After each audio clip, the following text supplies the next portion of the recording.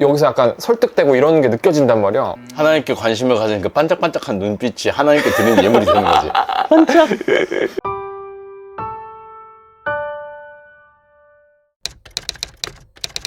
성도님 입장에서는 말씀 공급을 받잖아. 그러면 말씀은 목사님들을 통해서 혹은 지도자를 통해서 말씀 증거가 될 텐데, 그거를 받아들이는 성도들의 입장에서는 과연 말씀을 하나님의 말씀으로 받아들일 수 있는가? 여기서부터 시작을 좀 해야 될 것 같아. 인간의 말이잖아, 설교라는 게 사실. 보통은 하나님의 말씀을 하잖아. 그리고 그거를 부인하는 사람들이 별로 없는 것 같은데. 어쩔 때가 있냐면은 목사님들 설교 자체에서 약간 뭔가 세상적인 이야기나 아니면 설교 자체에서 어떤 간증이 나오거나 하나님의 말씀이다. 내 이야기라도 하나님의 말씀이야? 믿음이 없는데요. 이런 것들을 어떻게 받아들이면 좋을까라는 그런 생각을 했어. 평신도로서 이제 신앙을 이제 가지지 얼마 안 됐을 때 좀 궁금했던 게, 예배는 하나님께 올려드리는 거잖아. 근데 왜 우리가 강의를 듣고 있지? 이런 생각? 그러니까 예를 들어서 뭐 영화에 나오는 어떤 고대 종교나 이런 것들을 보면 2시간, 3시간 많으면 뭐 반나절 하루에 걸쳐서 막 이렇게 제물도 바치고 또 이렇게 뭔가 춤과 노래와 뭐 그런 찬양 올려드리고 하잖아. 근데 사실 설교는 뭐 내가 전공자가 아니라서 그런지 모르겠는데, 우리가 뭔가 신에게 올려드리는 게 아니라 사람을 통해서 뭔가를 전달받는 거잖아. 그게 뭔가 예배인가? 왜 예배의 요소가 됐지? 뭐 이런 게 좀 궁금하더라고. 하나님께 관심을 가진 그 반짝반짝한 눈빛이 하나님께 드리는 예물이 되는 거지. 반짝. 이 지루한 얘기를 듣고 있다고? 그러니까 이게 예전하고 예배하고 여러 가지로 좀 생각을 해봐야 될 것 같은데, 지금의 예배는 제사 형태는 아니잖아? 옛날에 구약의 백성들을 직접 양 끌고 와서 양 죽이고, 제사장들은 그거 번제단에 올려가지고 불태우고, 그런 어떤 행위적인 측면들이 있는데, 지금의 예배는 약간 동적이라기보다는 정적인 부분들이 좀 있고, 헌금 한 방울 해결하니까. 그니까. 그래서 예배 안에 예전을 조금 도입을 하자, 이런 측도 있어. 카톨릭 같은 경우는 장궤라고 있지. 의자 앞에 이제 앉는 그런 게 있어서 뭐 일어났다 앉았다 하고 막 성호도 긋고 막 그러잖아. 그러니까 참여적인 그런 것들을 하는데, 확실히 그럼 좀 덜 졸릴 것 같긴 해. 그러니까. 확실히 개신교가 설교에 대한 비중은 커가지고 좀 지루하긴 하더라. 그래서 나는 일단은 말씀을 전하는 입장 쪽에 있으니까, 서 있은 입장에서 보니까 성도님들이 어떤 생각을 하고 있는지가 사실은 좀 궁금해. 의자에 앉아서 어떤 생각을 할까? 난 졸리던데. 나는 성도님들이 성경을 가장 많이 보는 시간이 예배 시간이라 생각해. 그거 알아? 이제 강의나 이런 걸 하다 보면 강의하는 사람보다 강의 듣는 사람이 더 힘들다. 그러니까 설교 자체가 지루하다, 뭐 힘들다 이런 차원이라기보다는 어쨌거나 30분에서 50분, 길면 1시간 동안 다른 사람이 하는 말을 그냥 일방적으로 들어야 되는 거잖아. 근데 그게 사실 어떤 면에서 약간 인간의 본능을 거스른다고 해야 되나? 나갈 수도 없고 계속 들어야 되고, 또 어떤 분은 그게 약간 일종의 권력 관계라고도 얘기하더라고. 그 유현준 교수님이 그 얘기하잖아. 아 그래? 어쨌든 설교라는 행위 자체가 하나님의 말씀을 대언하는 그런 거라는 건 이해를 하겠는데, 뭔가 평신도 입장에서는 그걸 잘 대언해줬으면 좋겠는데, 이게 뭔가 저 사람의 생각인지 정말 하나님의 말씀인지 명확하게 무자르듯이 구분하기가 어렵잖아. 그게 좀 힘들더라고. 그럼 평신도 입장에서는 설교가 어때야 된다 생각해? 일단 재미가 있어야 되는 건 당연한 것 같은데, 그런 거 다 떼놓고 니들이 해봐, 니들이요. 니들이 재미있게 해봐. 이건 그냥 내 경험담인데, 내가 이제 원래 다니던 모교회가 있었는데, 목사님이 은퇴를 얼마 안 앞두신 시점이기도 해서 이제 뭐 좀 여러 군데 교회를 뭐 한두 군데 정도 돌아봤어. 근데 이제 어떤 목사님이 계셨는데, 그분은 뭐 책도 되게 많이 쓰시고 아무튼 되게 좋은 분인데, 그분은 완전 그 성향이 T 느낌이 강하시더라고. 그래서 설교하실 때도 굉장히 그 T스러운 논리적이고 이성적이고 합리적으로 이렇게 설명을 하는데, 생각보다 나는 그게 좀 안 맞더라고. 소위 눈물, 공감, 동정 막 이런 게, 그러니까 그런 게 필요하구나라는 거를 내 스스로 좀 느껴가지고, 그래서 이제 지금 다니는 교회 같은 경우는 뭐 의도하고 간 건 아니었지만 뭐 논리적이고 이성적인 것도 분명히 있지만 그 안에 좀 감동이라거나 아니면 공감 이런 게 되게 크거든. 그래서 설교라는 게 이게 평신도로서 종합 예술 같다는 생각을 좀 해. 뭔가 논리적이고 이성적인 것도 필요하지만 동시에 성도들의 마음을 어루만져주고 또 하나님의 마음을 느끼게 해주고, 이게 이거 진짜 어려운 작업이구나 라는 생각을 좀 많이 하지. 맞아. 나 같은 경우에는 이 F가 전혀 없기 때문에 나는 앞에 앉아있는 문제가 사람이 있어. 앞에 있는 사람들의 눈빛을 나는 잘 안 봐. 일단은 내가 준비해온 거 다 하고 거기서 신학적인 얘기하고 막 이러는데 그러면은 이게 소통이 안 되잖아 사실. 얼굴 눈빛도 보고 아 지금 저 사람이 지루해하고 있는구나. 아 저 사람 죽을라 그러는구나. 이런 걸 딱 캐치를 그래서 해가지고. 형은 전달이 좋잖아. 목소리 톤도 높고. 너도 전달 좋잖아. 나는 톤이 낮아가지고 나는 그만큼의 뭔가 그 다이나믹을 안 주면 다 졸아. 아 근데 정규는 어. 제스처가 좋잖아. 그 일부러 그러는 거지. 애들 안 졸리. 나 죽는 거잖아. 아. 3초만 지루하면 1초만 지루하면 애들 안 들어. 아니 진짜 내가 어. 느낀 게 정규를 지금 안 지 2년?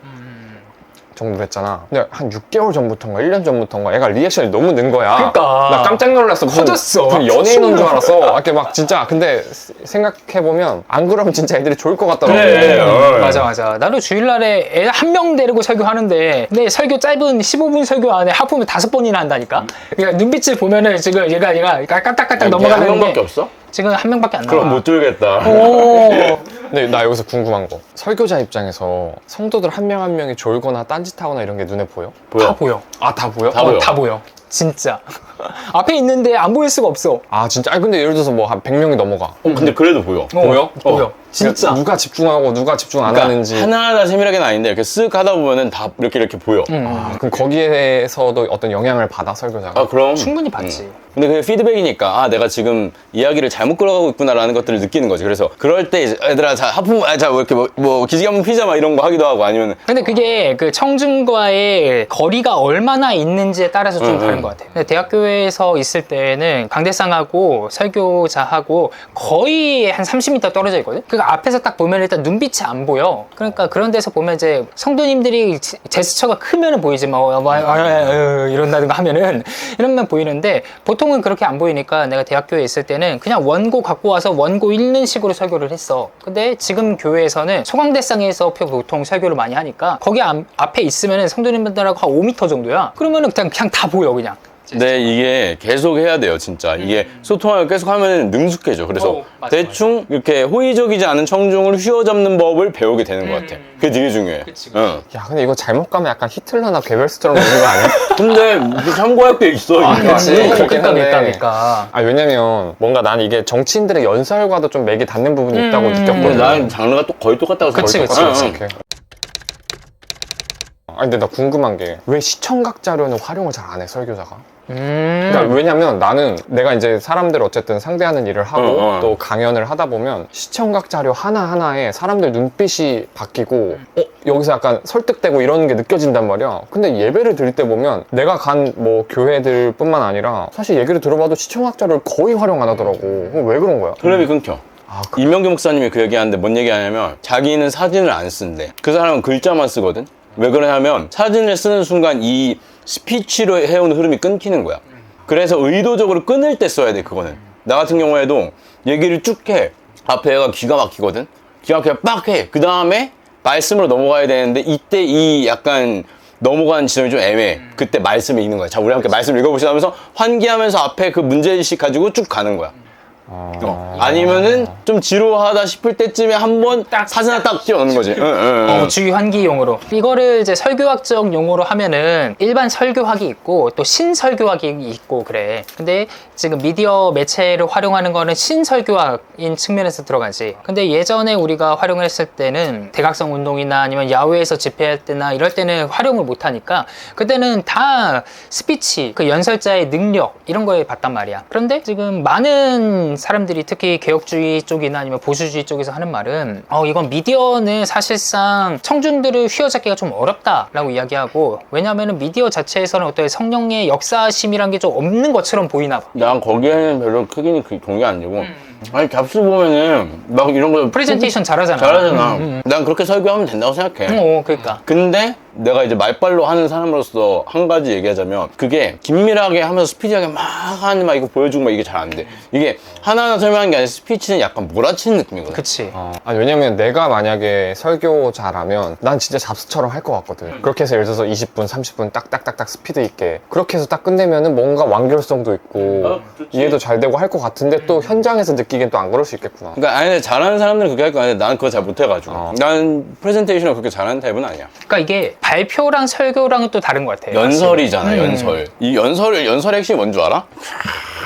여러분 막 어쩌고저쩌고 하지 않습니까? 여러분 뭐지 않습니까? 여러분 비슷한 걸 이렇게 돌려주는 거다. 3번 4번씩 이렇게 말 바꿔가면서 하지 않습니까? 다다다다다 약간 이런 느낌이야. 이거 약간 그 북한 공산당 선전선동이랑 좀 비슷한데. 그거를 좀 세련되게 하는 건데 또 중요한 게 뭐냐면 설교에 어떤 트렌드가 있어. 그래서 그 좀 옛날에 있잖아. 그러니까 빌리 그레이엄이나 아니면 폴 워셔 같은 스타일이 내가 좋아하는 스타일인데 그게 좀 고전적인 스타일이고 예를 들어 팀 켈러 같은 스타일은 그런 스타일이 아니야. 그치. 조곤조곤하게 그치? 차분차분. 그런 스타일은 잡스 느낌을 살릴 수 있지. 근데 빌리 그레이엄처럼 한다 그러면은 이 시청각제로가 중요한 게 아니야. 그거는 몰아치는 게 중요한 거야.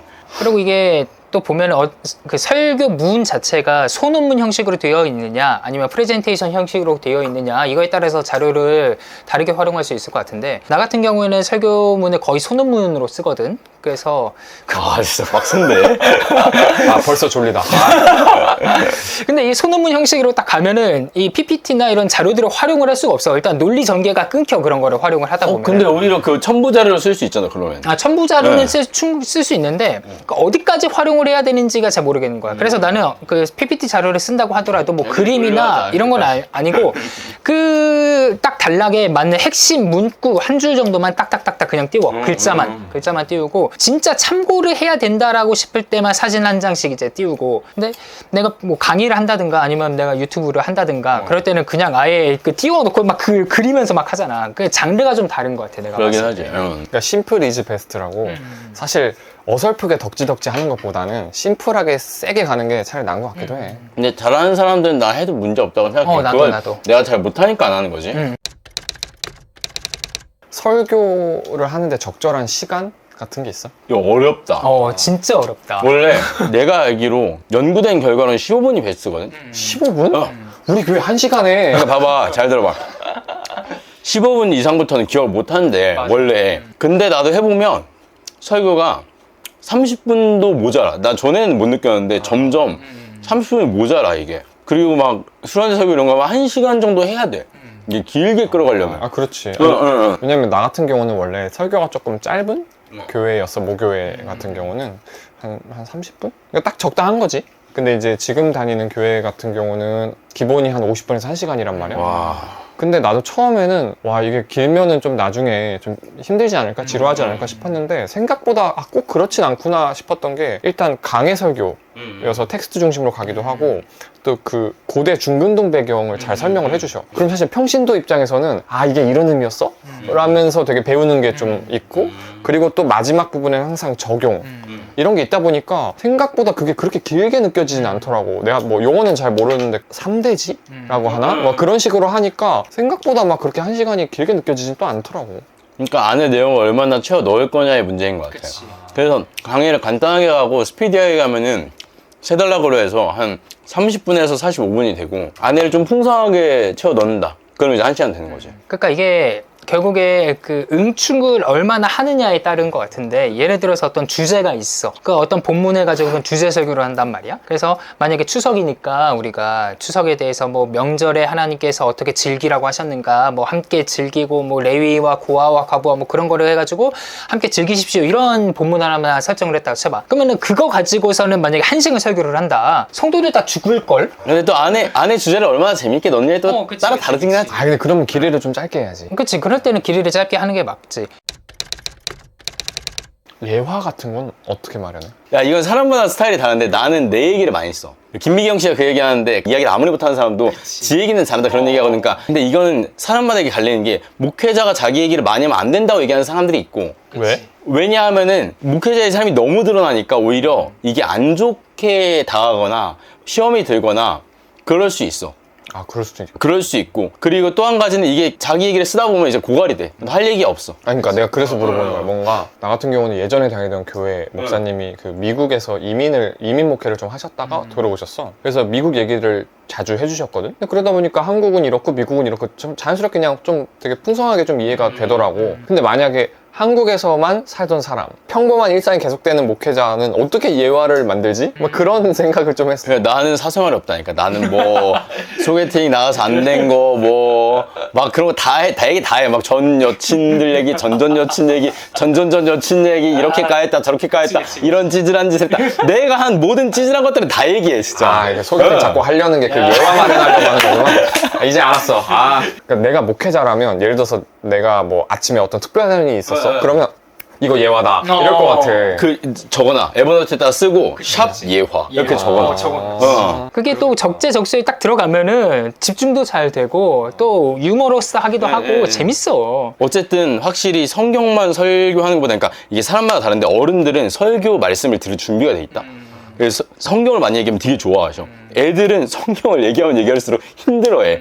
그래가지고 이 비유를 좀 섞는 거야. 아니 근데 솔직히 평신도 입장에서 그런 것도 있는 것 같아. 이거는 내가 다녔던 교회는 아니고 잠깐 이제 우리 학교 근처로 선교 단체 파송을 해갖고 예배를 같이 어떤 공간에서 드리게 됐는데 이제 그쪽 교회는 이제 감리교회 어떤 교회였어. 근데 뭔가 그냥 느낌이 계속 그 뭐라고 해야 되지? 썰 푸는 거? 그러니까 간증 중심의 설교라고 해야 되나? 감리교는 썰 푸는 게 많아. 그러니까 아니, 나는 뭐 자타공인 간증 중독자인데도 내가 설교에서 계속 간증을 들으니까 어떤 목사님의 간증을 들으니까 이게 한두 번이면 신기하고 되게 은혜도 많이 받고 하는데 계속 이 간증인 거야. 뭐 예를 들어서 어떤 그 거긴 좀 이렇게 중심격인 어떤 목회자분이 깡패 같은 애들을 이렇게 잘 이렇게 성화를 시켜가지고 그리스도의 제자로 만들고 이런 어떤 스토리를 갖고 계신 분이야. 근데 계속 그 얘기인 거야. 그래. 그럼 이게 사실 한두 번이면은 그럴 수 있는데 계속 그것만 있다 보니까 저분은 성경을 잘 모르시나? 뭐 이런 불손한 생각까지도 드는 거야. 왜냐면 감리교는 성경을 비평을 배우기 때문에 이게 하나님의 진리다라고 이렇게 안 배우는 데도 좀 있기 때문에 다 그런 거 아니에요. 교수님마다 다를 텐데 그렇기 때문에 우리처럼 성경의 권위를 두기가 쉽지가 않아. 성경은 그냥 예화지. 그래서 그걸 우리처럼 깊게 파지를 않아.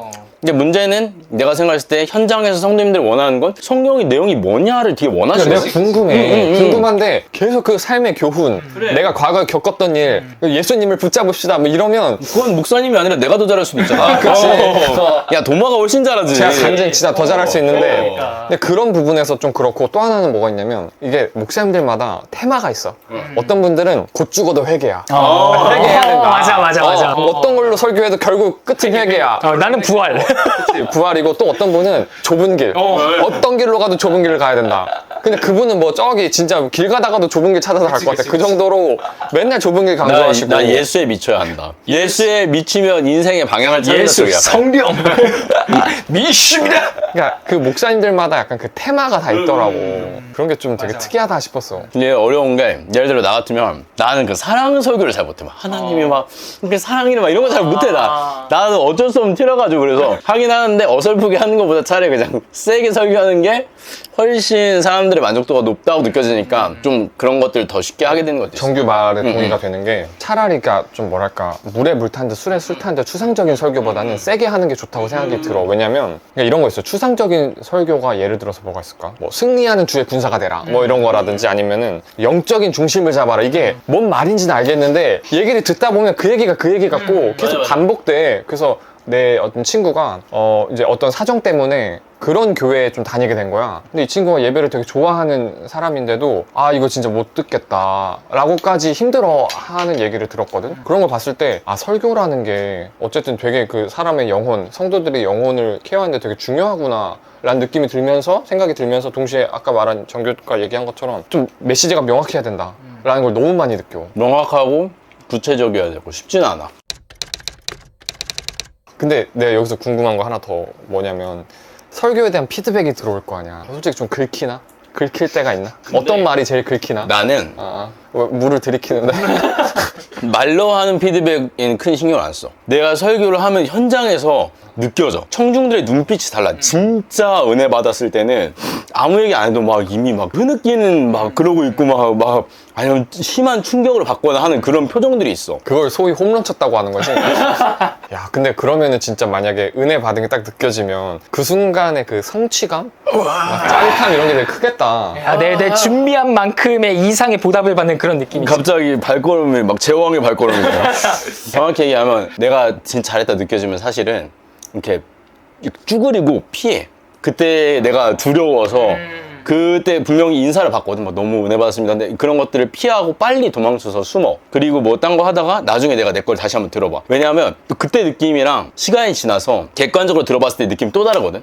그래서 객관적으로 들어보면서 내가 이런 부분들은 좋았는데 이런 것들은 너무 열정에 취해가지고 내가 잘 못했다. 이거는 내가 프로페셔널하지 않았구나. 이건 좀 아마추어 같았네. 뭐 이런 거, 여기 좀 끌었네. 뭐 여기는 내가 나는 설명을 했다 생각했는데 듣는 사람 입장에서는 이해가 안 갔겠네. 뭐 이런 것들을 이제 나중에 체크하는 거지. 그래서 어떤 유명한 목사님이 해주셨다는 얘기가 뭔가 그렇게 성공적인 설교를 마치고 내려왔을 때 성도들이 너무 좋았다, 은혜 받았다 얘기하면은 이 부분은 약간 속으로는 그냥 강아지 소리다 이렇게 생각을 한대. 그러니까 정말 거기에 취하지 않으려고. 그게 되게 중요해. 취해. 이단 교주들도 생각해보면 나는 처음부터 다 악랄한 의도를 가진 건 아닐 수 있다고 생각하거든? 근데 어느 순간 전능감을 느낄 것 같아. 느껴지지. 고양심이라고 해야 되나? 엄청나. 게다가 수련회 설교 빡 하고 기도에 빡 하는 막 애들 막 흐느끼고 막 여기가 막 그 뜨거운 성령의 열정으로 여기가 막 마가의 차있잖아. 다락방이구나. 그래 나 진짜. 혼자 100여 명 이상의 사람들을 조종할 수 있구나. 진짜. 그러니까.